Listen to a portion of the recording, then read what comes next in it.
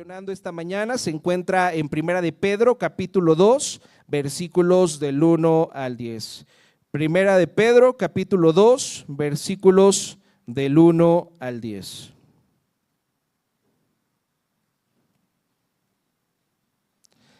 Ya, ahora sí pueden restaurar el audio en la transmisión, por favor.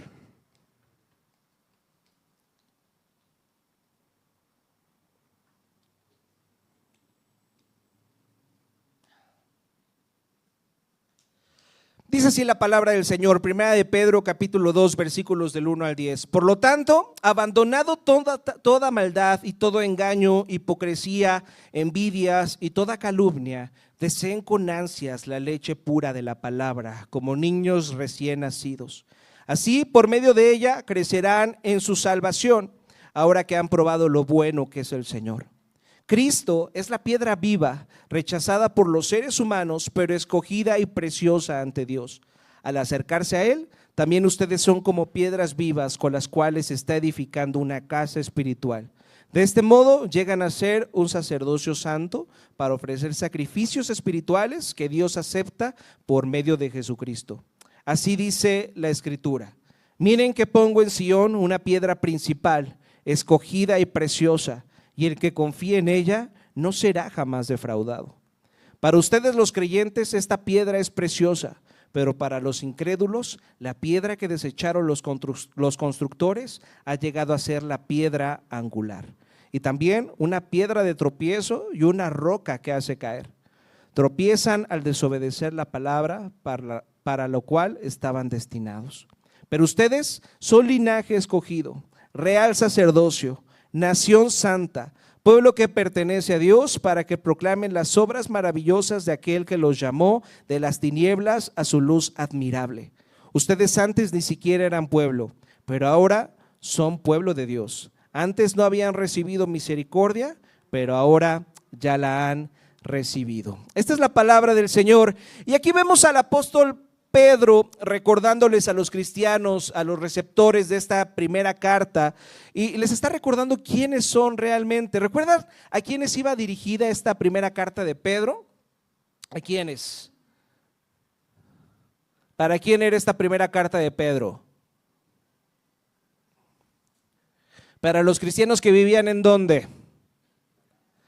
En Turquía, ¿verdad? En específico en estas zonas que se nos dice ahí en el primer capítulo, en Ponto, en Galacia, en Capadocia, en Asia y Bitinia, lo que actualmente se le conoce como la península de Anatolia, que se encuentra en Turquía. ¿Y recuerdan la razón por la que Pedro les escribió esta carta a estos cristianos? ¿Cuál era el propósito de la primera carta de Pedro?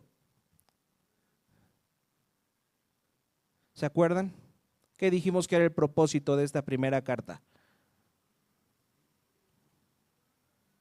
¿Qué estaban experimentando los cristianos que recibieron esta carta? Estaban pasando por pruebas, ¿verdad? Estaban pasando por circunstancias difíciles. Los expertos, los comentaristas y los historiadores dicen, creemos que todavía no estaban experimentando la persecución del emperador Nerón, el emperador del Imperio Romano, todavía no estaban experimentando esa persecución, pero estaban enfrentando problemas, estaban enfrentando circunstancias difíciles. Y yo les pregunto esta mañana, ¿qué tipo de pruebas tiene que enfrentar un cristiano? ¿Qué tipo de pruebas tiene que enfrentar un cristiano? ¿Qué piensan? Los veo muy callados. ¿Qué pruebas tiene que enfrentar un cristiano? A ver, ¿qué? Ideas. Enfermedad, ok. Un cristiano, a ver, alguien explíqueme esto. Una persona al venir a la fe en Cristo todavía se enferma. Yo pensaba que no. No, sí, todavía se enferma un cristiano y tiene que enfrentar enfermedades. Y su fe en Cristo tiene que caminarla también en medio de este tipo de pruebas. ¿Qué más enfrenta un cristiano? Cuéntenme. Problemas, ok. ¿Problemas de qué tipo? De dinero, económicas. ¿Qué más? La muerte de un ser querido también, ¿verdad? ¿Qué tipo de problemas han tenido que enfrentar ustedes como cristianos? ¿Se dan cuenta? Cómo el contenido que vemos aquí en la primera carta de Pedro no era simplemente para un grupo de personas y que ahora para nosotros ya no es relevante lo que está diciendo aquí Pedro. Es relevante porque todos los cristianos en todos los siglos de la historia de la humanidad hemos tenido que enfrentar problemas, hemos tenido que enfrentar situaciones difíciles. Entonces Pedro escribe esta carta para darles esperanza a sus lectores originales y nosotros también tenemos el privilegio de leer esta carta y entonces también recibimos esta esperanza. Por eso hemos titulado esta serie de sermones en Primera de Pedro, Esperanza para la Iglesia. Lo que está haciendo Pedro a través de esta carta es traernos esperanza a ti y a mí. ¿Y cuál es la técnica o cuál es la forma en la que Pedro está trayendo esperanza a los cristianos en los versículos que acabamos de leer? ¿Qué los recuerda? ¿Cómo les está trayendo esperanza? ¿Qué les está recordando? A ver, los de taller de predicación que ya estudiaron este texto, ¿cómo les trae esperanza estos versículos a los cristianos? ¿Qué les está recordando? Les está recordando quiénes son en Cristo. Les está recordando qué significa ser un cristiano. Así por esa razón he titulado al sermón de hoy, ¿quiénes son esos cristianos? ¿Están de acuerdo? Si tú eres un cristiano ya, tienes que recordarte quién eres en Cristo. Pero si tú no eres un cristiano, seguramente te has preguntado, ¿quiénes son esos cristianos? ¿Por qué dicen que son tan especiales? ¿Por qué siempre me andan predicando acerca de su Cristo, ya que me dejen en paz? ¿Quiénes son esos cristianos? Bueno, vamos a intentar responder esta pregunta con 3 respuestas que vemos que surgen de este texto. ¿Quiénes son esos cristianos? Punto número 1, son santos. Punto número 2, son rechazados. Y finalmente, punto número 3, son más de lo que imaginan. ¿Quiénes son esos cristianos? Son santos, son rechazados y son más de lo que imaginan. ¿Está bien? Vamos al primer punto, son santos. Fíjense cómo empieza Pedro en el versículo 1. Ahí del capítulo 2 dice, por lo tanto. Entonces recuerden que cada vez que un autor bíblico utiliza por lo tanto, quiere decir que lo que va a explicar a continuación tiene que ver con ¿qué? Con lo que dijo antes. ¿Y qué es lo que dijo antes? ¿Pusieron atención a la predicación del pastor Víctor la semana pasada? ¿Qué es lo que dijo antes el apóstol Pedro? ¿Qué les recordó? ¿Dónde estaba su identidad? ¿Su identidad estaba en el puesto que tenían en el trabajo? No, ¿verdad? ¿Su identidad estaba en qué iPhone tenían? No, ¿verdad? ¿Su identidad estaba en si sus hijos eran buenos hijos y los obedecían? No. ¿Su identidad estaba en si eran buenas personas y tenían un buen desempeño? No. ¿En dónde estaba su identidad? En Cristo. En la obra de Cristo, exactamente, la vida, muerte y resurrección. Ahí es donde tiene que estar tu identidad. Y entonces Pedro dice, por lo tanto, ya que recuerdan quiénes son ustedes en Cristo, abandonando toda maldad y todo engaño, hipocresía, envidias y toda calumnia. Y yo leo esto y digo, está fácil, ¿no? ¿Sí o no está fácil? ¿A poco no está facilísimo abandonar toda mentira, toda envidia, toda hipocresía y toda calumnia cuando somos cristianos? ¿Quién dice amén?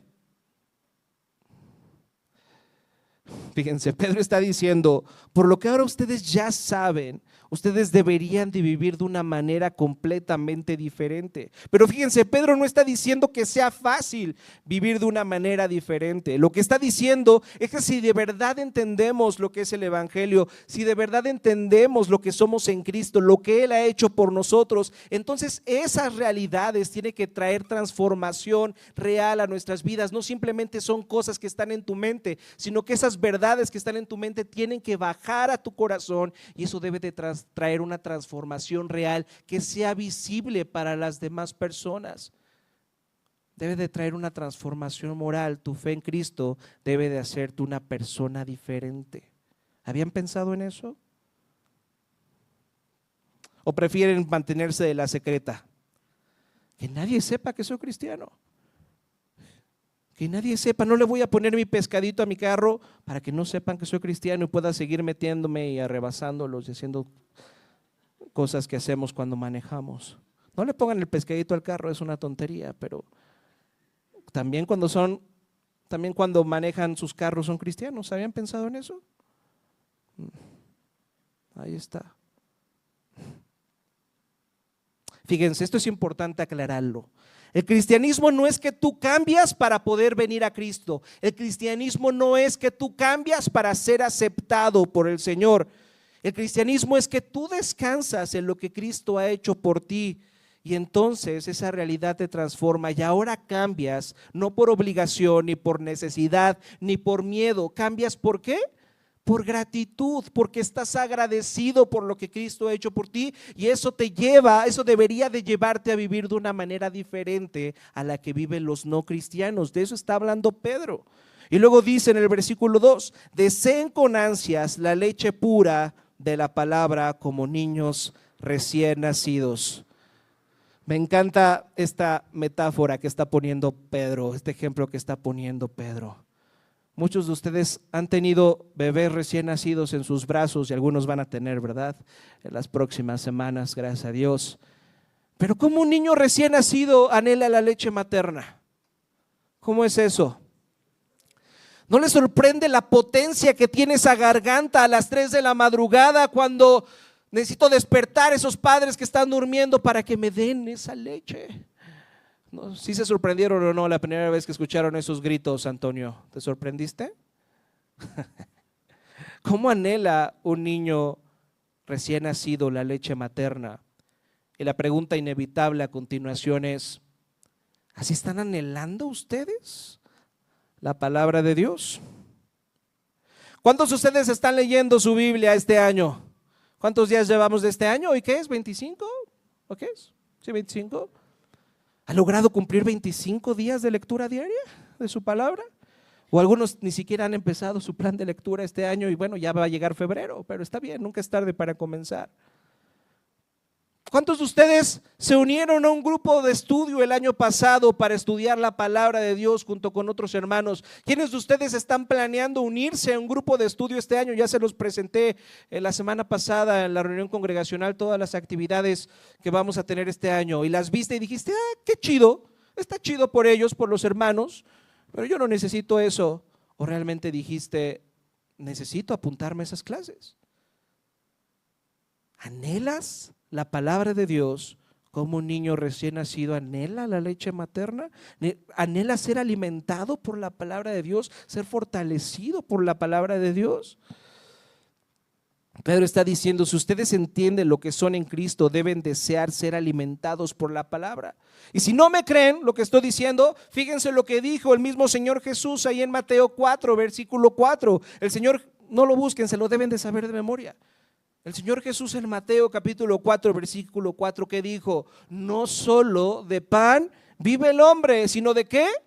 De toda palabra que sale de la boca del Señor. ¿En verdad tú crees eso?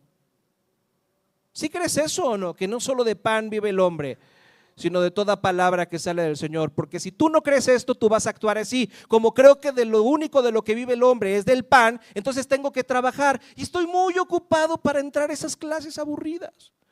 Estoy muy aburrido, estoy muy ocupado para hacer eso. Si tú no crees esto que está diciendo el Señor Jesús, así te vas a comportar. Pero si realmente crees que no solo de pan vive el hombre, entonces ¿cómo vas a actuar? Vas a buscar esos espacios para alimentarte ¿de qué? De la palabra del Señor. Allí está. Tú y yo solamente sabemos lo que en verdad creemos y si creemos lo que Jesús está diciendo aquí. Y luego fíjense lo que dice el apóstol Pedro. Deseen con ansias la leche pura de la palabra, como niños recién nacidos. Así por medio de ella crecerán en su salvación. Y alguien podrá decir, oye, espérame tantito, espérate ahí. ¿Cómo que crecerán en su salvación? ¿No dicen los cristianos que la salvación es por fe y no por obras? ¿No dicen ustedes los cristianos que la salvación se recibe por lo que Cristo hizo en nuestro lugar? Entonces, ¿cómo que tengo que crecer en mi salvación? A ver, alguien que me explique este versículo que no lo entiendo, porque yo pensé que yo crecía en mi salvación al poner solamente mi fe en la obra de Cristo y que yo podía vivir como yo quisiera después de eso. Fíjense, esto que está diciendo Pedro es muy importante, es vital para tu caminar con Cristo y necesito que pongas atención en esto. Fíjense esto tan importante que está diciendo Pedro.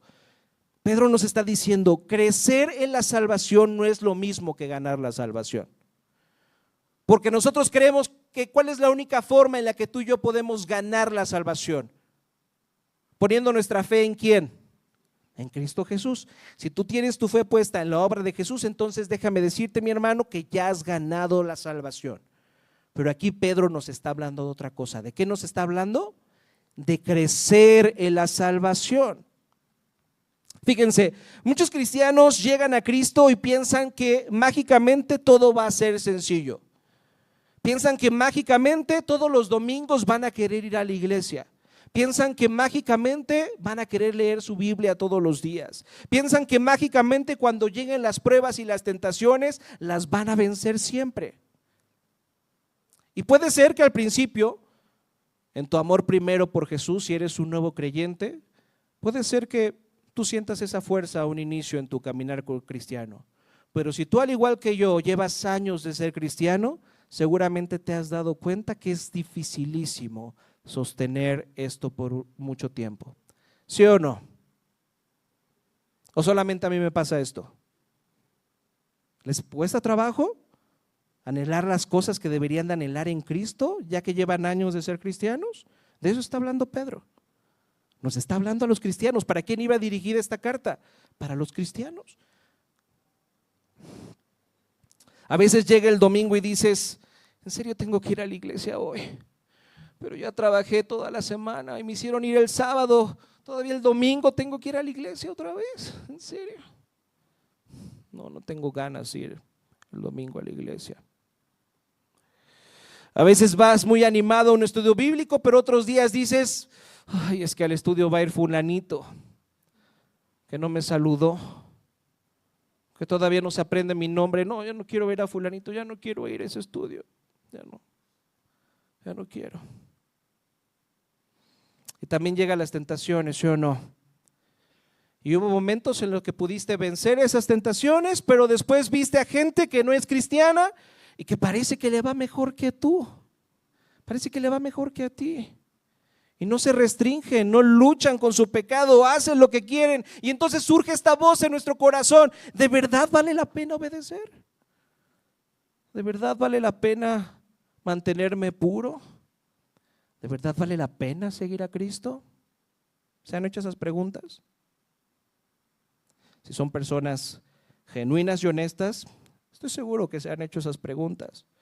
¿Y cuál es la solución que plantea Pedro cuando llega el desánimo en nuestras vidas? El desánimo, déjenme decirles esto, mis hermanos, si tú no tienes desánimo por seguir a Cristo el día de hoy, es porque no entiendes la fe cristiana o porque eres muy joven en la fe cristiana. Pero si tú entiendes la fe cristiana y has experimentado este desánimo, Pedro nos plantea una solución a esta situación. ¿Y qué es lo que nos plantea? Fíjense de nuevo lo que dice el versículo 2. Deseen con ansias la leche pura de la palabra, como niños recién nacidos, así por medio de ella, ¿qué? Crecerán en su salvación. Y luego añade en el versículo 3, ahora que han probado lo bueno que es el Señor. Fíjense, Pedro nos está recordando que ahora hemos sido salvados por gracia, solamente por gracia hemos sido salvados. Pero que necesitamos crecer en esa salvación, no para ganarla, sino para vivir plenamente en ella, para madurar en la fe y para que permanezcamos en Cristo, mis hermanos. ¿Cómo maduramos en la fe? ¿Cuál es la propuesta que nos está diciendo Pedro aquí? ¿Cómo un cristiano puede madurar en su fe en Cristo? ¿Qué es lo que tiene que anhelar? La palabra de Dios. ¿Y la palabra de Dios a qué nos debe de apuntar? ¿De qué nos habla toda la palabra de Dios desde Génesis hasta Apocalipsis? La Biblia tiene un solo tema, mis hermanos. De una sola cosa nos está hablando la Biblia. ¿Y cuál es ese tema? Que Dios ha dispuesto una salvación para su pueblo a través de un mediador que es Cristo Jesús. De eso nos habla toda la Biblia. Si tú estudias la palabra, vas a entender la obra de Cristo a tu favor, vas a entender el Evangelio. Y entonces entender el Evangelio es lo único que te puede animar a vivir plenamente la vida cristiana, permanecer y madurar en la fe en Cristo Jesús. Y al recordar el evangelio, tú recuerdas, tú pruebas lo bueno que es el Señor, que es lo que Pedro está diciendo en el versículo 3, ¿se dan cuenta? A medida de que tú pruebas que Dios es bueno, que Dios te ama de verdad y que quiere lo mejor para ti, entonces eres animado para vivir de una manera diferente y entonces te podrás convertir en una persona santa. ¿Qué es una persona santa? Una persona que se cubre la cabeza y que anda con su Biblia bajo el brazo y con su rosario en la mano todo el tiempo. ¿Eso es una persona santa? ¿Qué es una persona santa? ¿Qué significa la palabra santo? Alguien que me explique. Lo cantamos hoy, ¿no? Dijimos que Dios era santo, santo, santo. ¿Qué significa la palabra santo? ¿Entendemos qué decimos cuando cantamos esas cosas o solamente las estamos cantando así? Porque ahí dice en el karaoke que me pusieron aquí en las pantallas. ¿Qué es santo? ¿Qué significa la palabra santo? Apartado, diferente. ¿En qué sentido Dios es santo? Es apartado de nosotros y diferente de nosotros. ¿Por qué Dios es santo? Porque Él es bueno y nosotros no. Él es diferente a nosotros, ¿están de acuerdo? Porque Él es justo y misericordioso y nosotros no. Porque Él es fiel y nosotros no. Por eso decimos que Él es santo, santo, santo. Él es diferentísimo a nosotros. Pero ahora, si tú estás en Cristo, tienes el privilegio de hacerte como Cristo y volverte una persona santa. Cuando decimos que los cristianos, ¿quiénes son esos cristianos? Son santos. No estamos diciendo, ay, son esos cristianos que son los muy. No. Son personas que están recordando todo el tiempo ¿qué? ¿La obra de quién? La obra de Cristo. ¿Dónde encuentran la obra de Cristo los cristianos? En la palabra. Al tomar la palabra como un niño pequeño toma la leche materna, así nosotros somos alimentados de Cristo. Y entonces, si tú eres alimentado de Cristo, vas a ser diferente, vas a ser apartado, vas a ser santo. De eso está hablando Pedro. La invitación para ser santo es una invitación a ser los representantes de Dios para los que no lo conocen. Ahora vean cómo Pedro nos dice que podemos ser santos. Aquí nos dice más información, vean lo que dice en el versículo 4.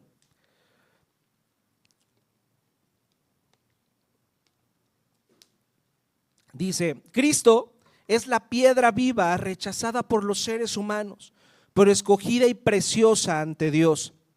Al acercarse a Él, también ustedes son como piedras vivas con las cuales están edificando en una casa espiritual. De este modo llegan a ser un sacerdocio santo para ofrecer sacrificios espirituales que Dios acepta por medio de Jesucristo.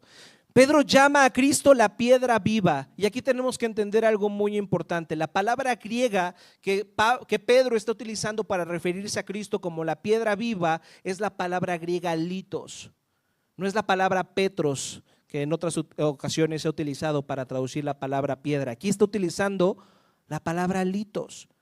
La palabra petros es una piedra insignificante, una piedra que estorba y la puedes quitar, pero la piedra litos es una piedra dura, es una piedra sólida, es una piedra en la que tienes que excavar profundamente para encontrarla, y cuando encuentras esa piedra litos, entonces ¿qué? Puedes construir un edificio encima de esa piedra. Eso está diciendo Pedro que es Cristo, ese fundamento sobre el cual podemos basar nuestras vidas. Y yo me pregunto esta mañana y te pregunto, mi hermano, ¿es Cristo tu fundamento? ¿O sobre qué está fundamentada tu vida? ¿Dónde está tu seguridad el día de hoy? ¿Dónde está tu confianza? ¿Tu fundamento está en tus bienes, en las cosas que tienes, en las cosas que has logrado, en cómo te has quemado las pestañas para tener esa carrera profesional y ese sueldo y ese puesto en el trabajo? Ahí está tu fundamento. Ahí está sostenida tu vida. ¿En qué está más tu fundamento? ¿Está en tu salud tu fundamento? Bueno, esperemos que no esté en tu salud tu fundamento, porque el día que llegues al médico y te diga que tienes una enfermedad inesperada, entonces ese día, ¿qué va a pasar contigo? Te vas a derrumbar. ¿En qué más puede estar tu fundamento? ¿En que las personas que amas siempre van a estar contigo? Bueno, sabemos que nadie puede vivir para siempre. No puede estar tu fundamento en algo que se puede derrumbar. Tu fundamento, el sustento de tu vida, tiene que estar en algo eterno, en algo duradero. Pedro les está diciendo a estos cristianos: ustedes deben estar fundamentados en la roca que es Cristo, y al acercarse a Cristo reciben fortaleza para enfrentar las pruebas que todo cristiano tiene que enfrentar. Solo así podemos ser santos como Cristo es santo. Y Pedro no solamente dice que somos santos, dice algo más fuerte todavía. Dice que somos ¿qué? ¿Qué dice ahí? ¿Somos un qué? Un sacerdocio santo. ¿Sí o no dice eso? ¿Qué significa que somos un sacerdocio santo? ¿Qué quiere decir Pedro cuando dice que cada cristiano es un sacerdote? ¿Qué es un sacerdote? ¿Qué función tiene un sacerdote? El sacerdote es alguien que está entre Dios y las personas, ¿están de acuerdo? Si tú eres cristiano, tú eres un instrumento precioso que Dios está utilizando para darse a conocer a los demás. Fíjense en esto precioso, en lo que tuve el privilegio de reflexionar esta semana. ¿Por qué no vamos a Mateo capítulo 28, 19? Aquí sí voy a querer que lo busquen. Mateo capítulo 28, versículo 19. Pensando en esto, pensando en que somos llamados no solamente a ser santos, apartados, diferentes, sino que somos llamados a ser sacerdotes santos. ¿Qué quiere decir que estemos entre Dios y las demás personas? Vamos a Mateo 28, versículo 19. Fíjense lo que dice, pongan mucha atención. Dice: por tanto, vayan y hagan discípulos de todas las naciones, bautizándolos en el nombre del Padre y del Hijo y del Espíritu Santo, enseñándoles a obedecer todo lo que les he mandado a ustedes. ¿Cómo se le conoce este texto de manera tradicional y famosa en la iglesia? La gran comisión, ¿verdad? No es la gran sugerencia, es la gran comisión, la gran misión que Dios le ha dado a cada cristiano en esta tierra. Si tú eres un cristiano, si tú tienes tu fe puesta en Jesús, entonces estás llamado ¿a qué? ¿Qué nos dice el texto que tenemos que hacer? Tenemos que hacer discípulos, bautizándolos en el nombre del Padre, del Hijo y del Espíritu Santo. Lo que nunca me había dado cuenta en este pasaje, y lo aprendí esta semana, es que no solamente Jesús nos dice nuestra misión, lo que tenemos que hacer, también nos dice cómo vamos a lograr esa misión. Fíjense lo que dice el versículo 20: enseñándoles a obedecer todo lo que les he mandado a ustedes.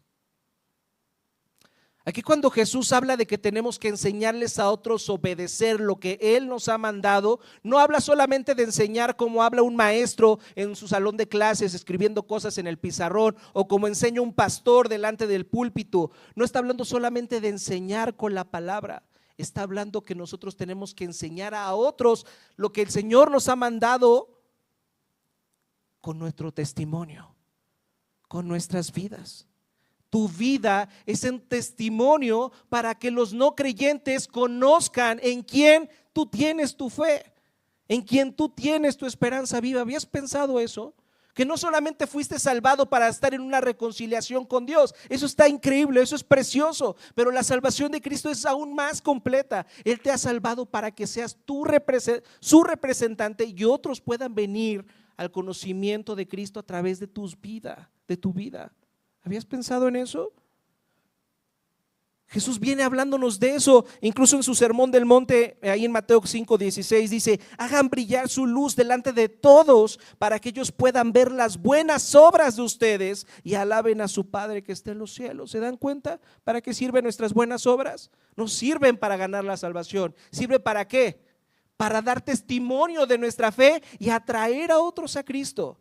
Y te pregunto eso esta mañana, mi hermano: tu fe en Cristo, tu vida en Cristo, está haciéndote de testimonio para atraer a otros a la fe en Jesús. ¿Sí o no? Solamente tú y yo lo sabemos, mis hermanos. Pero quiero que se den cuenta de por qué es tan importante la disciplina cristiana en la iglesia. ¿Se dan cuenta de lo importante que es? Porque estamos llamados a ser los representantes de Cristo. Somos llamados a que otras personas conozcan a Cristo a través de nuestras vidas. Y si algún cristiano no está viviendo conforme a la fe que dice tener, entonces hay que llamarlo a cuentas, animarlo a que vuelva a poner su fe en Cristo y que pueda participar junto con todos los cristianos de esta misión que el Señor nos ha dado. ¿Se dan cuenta por qué es tan importante? Entonces, en primer lugar, ¿quiénes son los cristianos? Son personas llamadas a ser santos, a crecer en la salvación que han recibido y a vivir de tal manera que otros puedan venir al conocimiento de Cristo. Esos son los cristianos. Punto número 2, ¿quiénes son esos cristianos? Son rechazados. Fíjense lo que dice el versículo 6.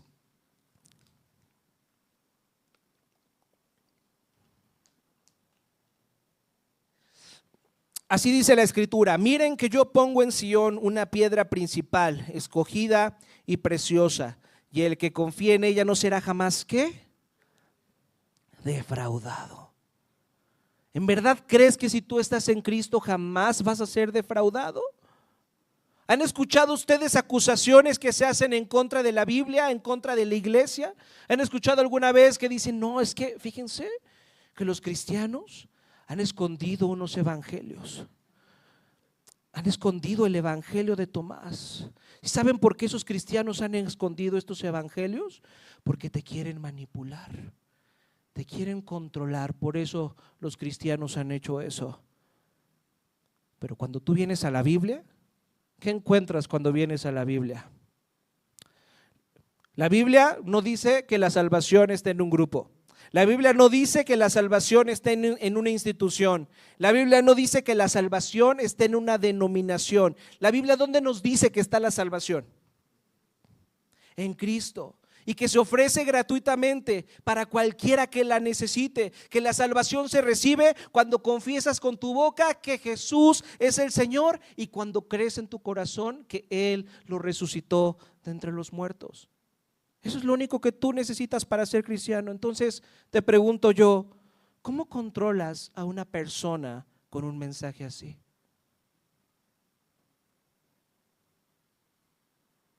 Si la salvación no se trata de lo que yo les pueda dar, de lo que yo les pueda vender o de lo que yo les pueda enseñar, sino de Cristo, ¿cómo alguien puede manipular a alguien al venir a la fe cristiana? ¿Se dan cuenta?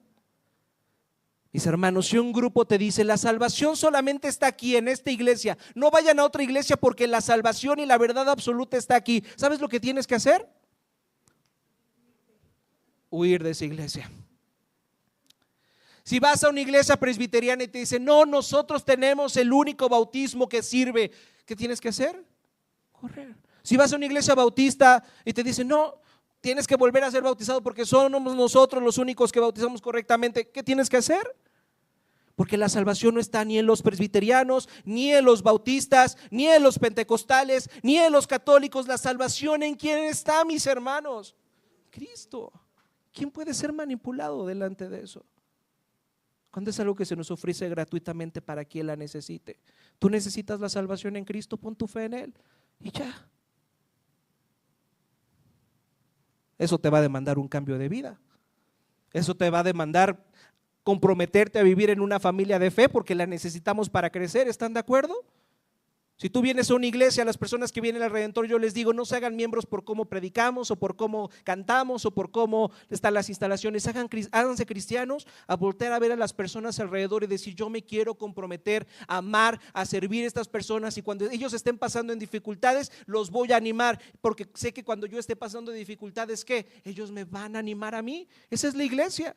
Y algunos vienen al Redentor y les gusta el Redentor, pero si no te gusta el Redentor, puedes ir a otra, mi hermano. Porque la salvación no está en el Redentor, en la iglesia del Redentor, la salvación está en Cristo. Ahí está.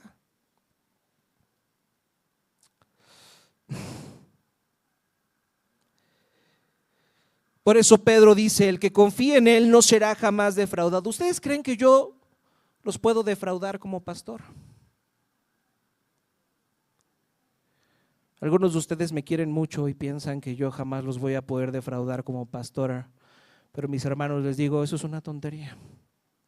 Ustedes no pueden poner su confianza en un hombre, en una persona que los puede defraudar. Su única confianza tiene que estar en Cristo. La única esperanza segura es Cristo. Y Pedro dice, si confías en Él jamás serás defraudado. Y luego dice en el versículo 7, para ustedes los creyentes esta piedra es preciosa, pero para los incrédulos la piedra que desecharon los constructores ha llegado a ser la piedra angular y también una piedra de tropiezo y una roca que hace caer.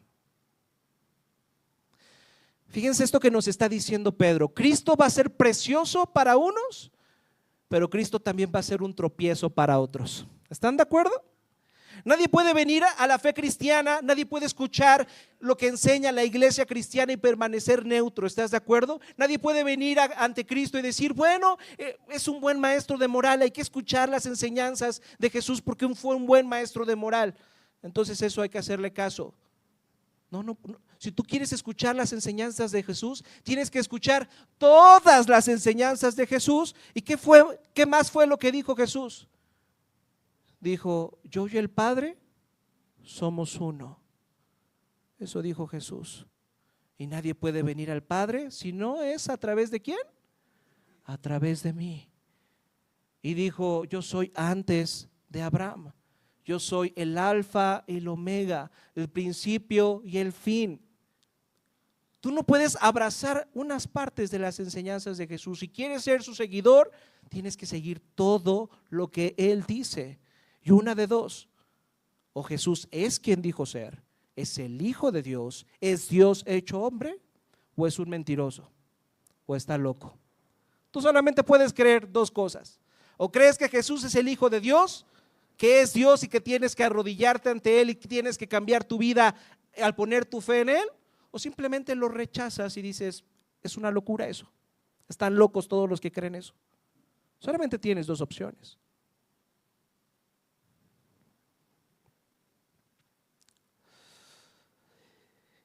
Y aquí está el punto para nosotros. Si Cristo es rechazado, ¿qué crees que va a pasar contigo, mi hermano? Si cuando Dios estuvo aquí en la tierra, en la persona de Jesús fue crucificado, ¿qué te espera a ti que eres su seguidor? ¿Crees que te espera una vida próspera? ¿Que eres una princesa del rey o un príncipe del rey y que Él tiene que bendecirte con propiedades, con carros, que te vaya bien en tu trabajo, que tengas un jefe bueno, que tengas un mejor esposo, una mejor esposa? Eso es lo que tiene que Dios que hacer conmigo. ¿Eso crees que es la fe cristiana? La fe cristiana es seguir a alguien que fue rechazado. Y entonces, en conclusión, ¿qué va a pasar con tu vida, mi hermano? Vas a ser rechazado. Pedro nos está diciendo, si ustedes son rechazados, no se extrañen, es parte de la vida cristiana. Porque sí, a través de nosotros algunos serán atraídos hacia Cristo, pero también por causa de Cristo otros se van a burlar, otros van a despreciar, otros van a rechazar. Nosotros decimos cosas como soy hijo de Dios, y eso ¿cómo le cae a algunos? ¿A poco no le caemos gordísimo a algunos al decir que somos hijos de Dios? ¿A poco no le caemos gordísimo a algunos cuando decimos yo conozco la verdad es Cristo, yo sé la voluntad de Dios? Yo soy un hijo de Dios. ¿Cómo le caemos a las personas cuando decimos esas cosas? Les tenemos que caer muy gordos. Tiene que ser algo muy difícil de escuchar para algunas personas.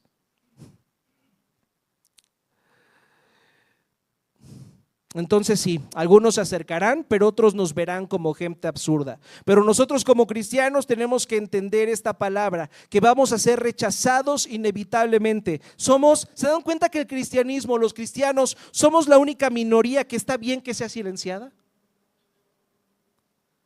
¿Los cristianos somos los únicos a los que se nos tienen que quitar los derechos? ¿Sí o no? Es fácil silenciar a los cristianos, pero a ver, métete con el Dios de los musulmanes, a ver cómo te va, a ver si no te cae una bombita por ahí, pero es fácil meterte para los cristianos, porque los cristianos aquí están llamados a amar a sus enemigos, entonces está fácil meterse con los cristianos. Es correcto quitarle sus derechos a los cristianos. Si no creen, piensen en la adopción. Piensen en la adopción. ¿Para quién es más fácil adoptar el día de hoy? ¿Para una pareja homosexual o para una pareja cristiana? Llegan los cristianos con las personas que están dando en adopción a los niños y les preguntan, oigan, ¿ustedes creen en cosas retrógradas como esas, como la disciplina? Sí creemos en eso. Entonces no. Esas son cosas retrógradas que no tienen sentido, pero que vengan dos hombres que piensan que pueden ser papá y mamá y que vengan dos mujeres que piensan que pueden ser papá y mamá, y eso tiene todo el sentido del mundo. A ver, ¿cuántos hijos quieres? Te los damos. ¿Sí o no está así la sociedad del día de hoy? ¿No es un reflejo esto de que somos llamados a ser rechazados? Ustedes van a ser instrumentos de Dios y personas van a conocerlo a través de ustedes, mis hermanos. Qué precioso es eso, que el Señor quiere utilizar sus vidas, sus dones, sus talentos. ¿Quiénes son ustedes? Lo que hacen para darse a conocer a otras personas que no lo conocen, pero también al mismo tiempo muchos los van a rechazar y no debería preocuparse por eso. Eso es natural si tu fe está en Cristo. Y si no estás siendo rechazado, mi hermano, eso significa que te has amalgamado muy bien con las personas que no tienen la fe que tú tienes. Punto número 3. ¿Quiénes son esos cristianos? Esos cristianos son más de lo que imaginan. Fíjense cómo cierra de una manera tan preciosa el apóstol Pedro ahí en los versículos 9 y 10. Dice: pero ustedes son linaje escogido, real sacerdocio, nación santa, pueblo que pertenece a Dios, para que proclamen las obras maravillosas de aquel que los llamó de las tinieblas a su luz admirable. Esto me encanta cómo está cerrando aquí Pedro a sus oyentes, porque tenemos que pensar esto. ¿Para quién iba dirigida estas palabras? Estas palabras eran dirigidas para cristianos que eran extranjeros, que eran peregrinos, que estaban dispersos. Humanamente hablando no eran nadie, ¿verdad? Humanamente hablando eran insignificantes, no tenían poder, no tenían fuerza, estaban ahí en medio del Imperio Romano, en una cultura donde el nombre de Cristo no significaba nada para la mayoría. Y entonces Pedro viene y les dice estas cosas que tú seguramente ya has escuchado antes y bueno, medio las entiendes o tiene algún significado para ti, pero para estas personas que estaban recibiendo estas palabras por primera vez, que estaban en un contexto donde experimentaban burlas, sufrimientos, persecución, presión. Imagínense lo que significaba para personas que estaban en este contexto escuchar: ustedes son linaje escogido, real sacerdocio, nación santa, pueblo que pertenece a Dios. Qué cosas tan increíbles. Déjame preguntarte esto esta mañana: ¿cómo te ves a ti mismo esta mañana? ¿Cómo te ves a ti mismo esta mañana? Porque tú y yo vivimos en una ciudad inmensa, ¿sí o no? Donde viven millones de personas que ni siquiera saben que estamos aquí. Y la pregunta es: ¿cuándo vamos a cambiar esta ciudad? No sabemos. ¿Cuándo vamos a cambiar todo lo que está mal en esta ciudad? Bueno, no sabemos si vamos a poder hacerlo. La verdad es que muchas veces nos sentimos como poca cosa. Pero Pedro le está recordando a la iglesia: ustedes no son poca cosa, ustedes son linaje escogido. Entre todas las millones de personas que existen en la humanidad, Dios los vio a ustedes y los escogió. Y dijo: quiero que mi hijo muera por Jocelyn. Quiero que mi hijo muera por Abraham. A pesar de que Abraham hace todas estas cosas, sí, a pesar de todo eso, quiero a Abraham para mí, quiero que sea mi posesión exclusiva, lo quiero para mí, para que me conozca, para que entienda cuánto lo amo, para que entienda lo que estoy dispuesto a hacer por él. Y él desea vivir una vida para mí al entender que yo he entregado mi vida por él. Eso es ser cristiano. Ustedes son nación santa, son real sacerdocio. ¿Cuál es el propósito? Fíjense esto increíble que hemos estado diciendo. ¿Para qué? Para proclamar las maravillas de aquel que los llamó de las tinieblas a su luz admirable. Dios nos escogió para tener una relación personal con nosotros, para que estemos en intimidad con Él, en comunión con Él. Y eso es precioso, mi hermano, pero además te escogió para que puedas dar testimonio de aquel que te llamó de las tinieblas a su luz y puedas servir para lo mismo, para atraer otras personas que están en tinieblas y llevarlos ¿a dónde? A la luz admirable que es Cristo Jesús. Y continúa en el versículo 10: ustedes antes ni siquiera eran pueblo, pero ahora son pueblo de Dios. Antes no habían recibido misericordia, pero ahora ya la han recibido. ¿Se dan cuenta? ¿Qué necesitamos recordar esta mañana en medio de las diferentes circunstancias? Yo no sé qué situaciones estás experimentando esta mañana, mi hermano. No sé qué te preocupa, no sé qué te da miedo, no sé en qué está tu mente esta mañana, pero sí sé que tienes que recordar el día de hoy que tu identidad está en Cristo, que eres muy amado, que perteneces a un linaje escogido, a un real sacerdocio, a una nación apartada, y ha sido comprada por un precio precioso, que es la sangre de Cristo. ¿Está ahí puesta tu identidad? Eso lo cambia todo, mis hermanos. Vamos a orar. Padre, te damos gracias en esta mañana. Gracias por medio de tu palabra, que nos recuerdas quiénes somos en Cristo. Aunque a nuestro alrededor hay desafíos, Padre, hay pecado, hay injusticia, nosotros participamos de ese pecado, nosotros participamos de esa injusticia. A pesar de eso, tú nos sostienes y nos llamas a vivir una vez más como tu pueblo. Señor, así como animaste a aquellos cristianos dispersos en el Ponto, en Galacia, en todas esas regiones, Padre, gracias porque hoy también nos animas a nosotros aquí en esta Ciudad de México. A veces nos sentimos pequeños, a veces nos sentimos débiles, pero gracias porque nos has hecho tu pueblo, tu nación santa, tu real sacerdocio. Padre, anímanos a seguir adelante, ayúdanos a vivir como tus hijos, Padre, a no dejarnos engañar y a permanecer firmes en tu gracia. Y úsanos, Padre, aún en medio de nuestras debilidades e imperfecciones, para darte a conocer, Señor, a los demás. Te pedimos esto en el nombre precioso de tu Hijo Jesucristo. Amén.